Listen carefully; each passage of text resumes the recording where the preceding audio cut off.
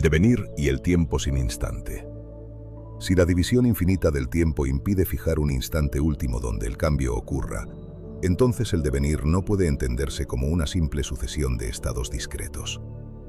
El cambio no acontece entre dos momentos claramente delimitados, sino en un tránsito continuo que nunca se deja apresar en un punto definitivo. En este sentido, el pensamiento de Heráclitus adquiere una profundidad ontológica que va mucho más allá de la imagen habitual del movimiento como simple variación empírica.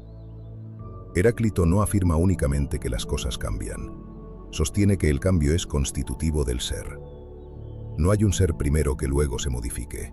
El ser es, desde siempre, devenir. El célebre fragmento del río no alude únicamente a la imposibilidad de repetir una experiencia sensible, sino a algo mucho más radical: la imposibilidad ontológica de una identidad plenamente fija. No se trata de que el río sea otro porque el agua cambió, sino de que el río solo es en tanto cambia. La identidad no precede al devenir, emerge de él como una estabilidad provisoria. Leída a la luz de la división infinita del tiempo, esta concepción se radicaliza. Si no existe un instante mínimo, entonces no hay momento alguno en el que algo sea plenamente idéntico a sí mismo. Toda identidad es relativa, transitoria, sostenida por el lenguaje y por la necesidad práctica de fijar lo que en realidad nunca se fija completamente. El fuego siempre vivo del que habla Heráclito no es una metáfora ingenua, sino la intuición de una realidad que se transforma sin reposo, donde toda estabilidad es temporal y todo equilibrio es dinámico. En esta perspectiva, el devenir no ocurre en un instante preciso del tiempo. El cambio no puede localizarse en un ahora último, donde algo deje de ser lo que era para convertirse en otra cosa. Cada vez que se intenta fijar ese punto, el análisis lo divide nuevamente en intervalos más pequeños. El cambio no sucede en un instante determinado, ocurre en el proceso mismo de la transición. Por eso el devenir no se da entre dos estados plenamente definidos, sino en el tránsito continuo que los vincula. La realidad no pasa de un estado a otro mediante saltos puntuales, sino a través de procesos que nunca pueden comprimirse en un instante final. El cambio no se produce en un punto del tiempo, es el modo mismo en que el tiempo se despliega. Esta intuición del devenir permanente conduce inevitablemente al problema del tiempo mismo. Y es aquí donde la reflexión filosófica encuentra una formulación radicalmente distinta en el pensamiento de Immanuel Kant. Para Kant, el tiempo no pertenece a las cosas en sí mismas. No es una propiedad de la realidad independiente del sujeto, sino una forma a priori de la sensibilidad. Todo lo que aparece, aparece necesariamente en el tiempo, pero no porque el tiempo sea una característica del mundo en sí, sino porque es la estructura mediante la cual la conciencia organiza la experiencia. Desde esta perspectiva, el tiempo no es una dimensión objetiva de la realidad, sino la condición subjetiva que hace posible percibir los fenómenos. No conocemos las cosas tal como son en sí mismas, sino tal como se nos aparecen bajo las formas del espacio y del tiempo.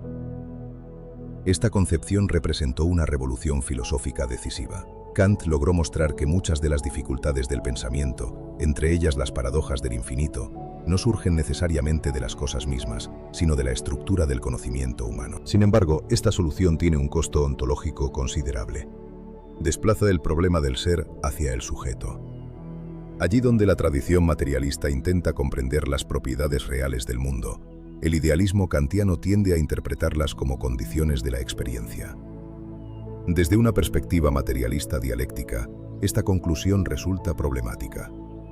No porque Kant no haya detectado correctamente las dificultades del concepto de tiempo, su imposibilidad de fijarse, la fragilidad del presente o la división infinita, sino porque interpreta esas dificultades como prueba de su carácter subjetivo. Desde una ontología materialista, el tiempo no es una forma perceptiva del sujeto, sino una dimensión objetiva de la realidad.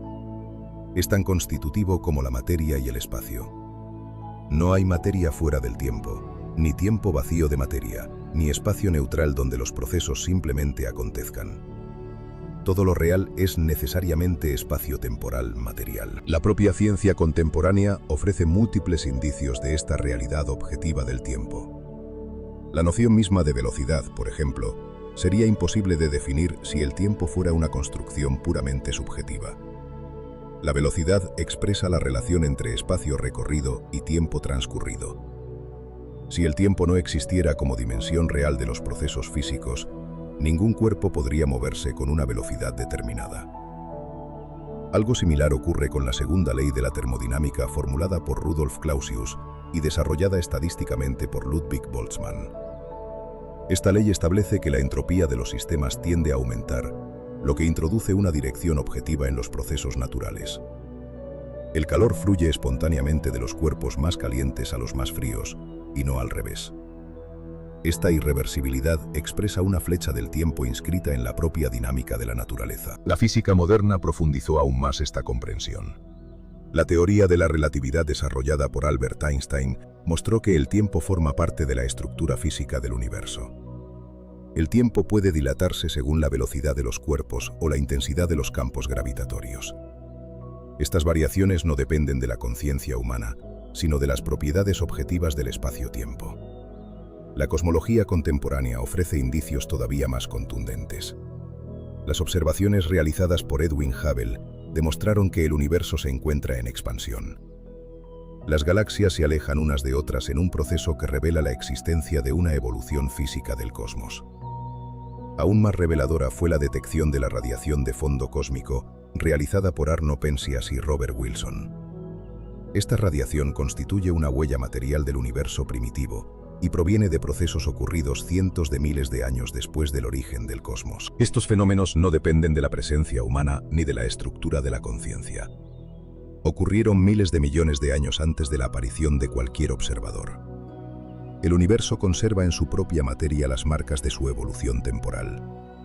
La imposibilidad de fijar un instante último o de detener el devenir no remite entonces a una estructura subjetiva de la conciencia, sino la naturaleza misma del tiempo como proceso infinitamente divisible.